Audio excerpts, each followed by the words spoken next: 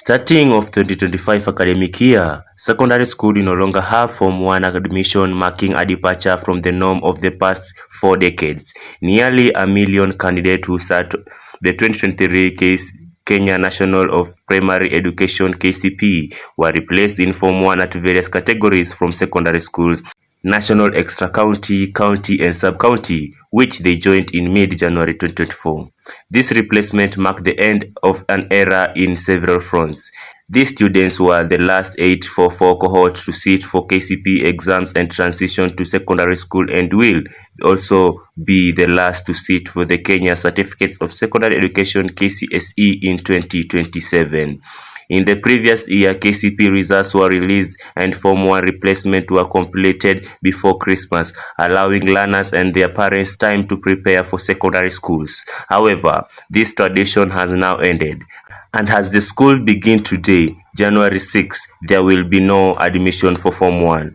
Education Principal Secretary Belio Kipsang has already issued a directive regarding the admission of learners through the transition in secondary schools. The PS stated that secondary schools are over-enrolled due to the 100% transition and are experiencing congestion on various facilities.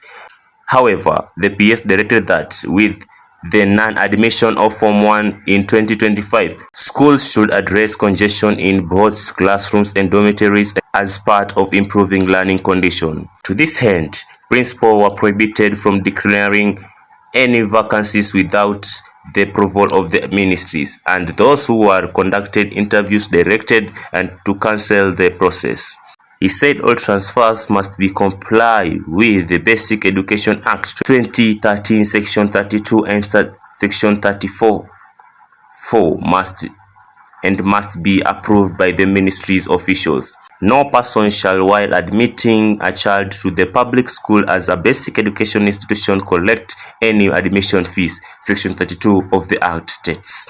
The government is in the process of implementing competency-based education (CBE) and gradually phasing out the 844 system, which started in 1983. As the new academic year starts today, the first CBC class will transition to grade 9.